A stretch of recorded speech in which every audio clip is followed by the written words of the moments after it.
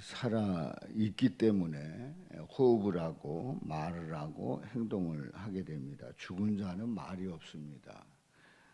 방금 전에 그 유언을 하느라고 말을 했던 그 어르신이 세상을 떠나게 되면 그때부터 이제 육신은 그 굳어지고 또 더 이상 말을 할 수가 없는 겁니다. 그리고 3일 후면 장례를 모시게 되지요. 말이 없을 수밖에 없는 그 이유가 있어요. 그 이유는 생명이 없기 때문에 그래요. 호흡을 할 수 없기 때문에 그렇습니다. 죽어도 찬양할 수가 있을까요? 결코 없습니다. 할 수 없습니다. 죽으면 호흡이 끊어진 거고 더 이상 할 수 있는 것이 없지요. 이제 시편의 그 150편은 시편의 마지막 그 편입니다. 근데 시편 150편에 있는 이 말씀은 그야말로 결론의 말씀이에요. 그러니까 시편의 결론을 짓는 말씀입니다. 할렐루야, 그 성소에서 하나님을 찬양하며 그의 권능의 궁창에서 그를 찬양할지어다. 성소와 궁창, 성소와 권능의 궁창에서 찬양하라. 그러니까 장소를 물론하고 불문하고 이제 찬양하는 거죠. 그러니까 성소가 됐든지 궁창이 됐든지 어디서든지 주님을 찬양하라는 겁니다. 그의 능하신 행동을 찬양하며 그의 지극히 위대하심을 따라 찬양할지어다. 우리 하나님의 성품은 능하시고 위대하십니다. 그래서 모든 것을 다 이루실 수 있는, 그래서 그보다 더 위대한 분이 없는 가장 위대하신 우리 하나님, 그 하나님을 찬양함이 마땅합니다. 또 나팔 소리로 찬양하며 비파와 수금으로 찬양할지어다. 관악기를 동원해서 현악기를 동원해서 찬양하고 또 소고치며 춤추어 찬양하며 현악과 통수로 찬양할지어다. 바로 소고치며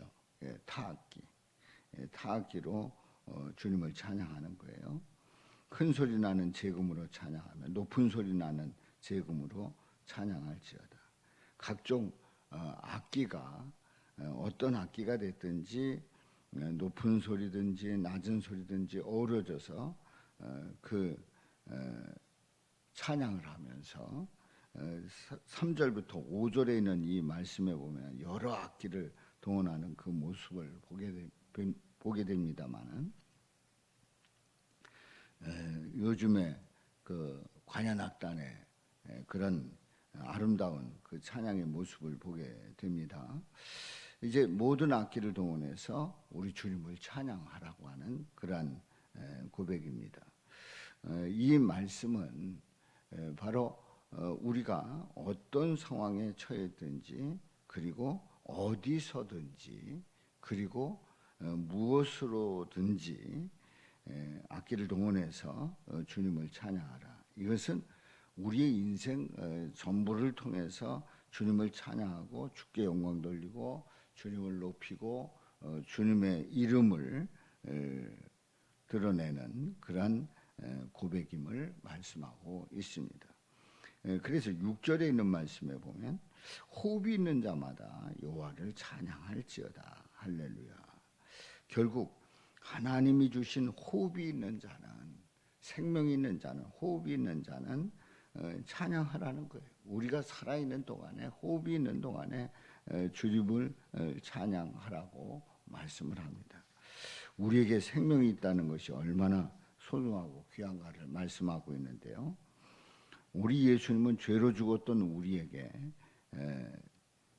영원히 크고 넓으신 사랑과 긍휼을 베풀어 주셔서 우리를 살려 주셨습니다. 그러니까 이런 예수님을 아는 자는 자신에게 한없는 은혜를 베풀어 주시는 주님을 찬양할 수밖에 없습니다. 죄로 죽은 자를 살리시고 영원한 생명의 호흡을 주신 우리 주님은 우리는 마땅히 찬양하고 영광 돌리면서 그 주님을 높여드리는 그 일은 우리의 할 일이지요. 우리를 위해서 율법 완성을 다 이루신 우리 예수님께 영광을 돌리며 나아가야 합니다. 우리에게 이런 은혜를 허락해 주신 주님을 우리는 찬양하고 또 찬양하며 또 모든 것을 다해서 찬양하는 그 삶이 마땅한 삶이고 우리 주님께서 기뻐하는 삶입니다. 오늘도 주님을 찬양하며 또 주님을 높이며 믿음으로 나갈 수 있기를 바랍니다.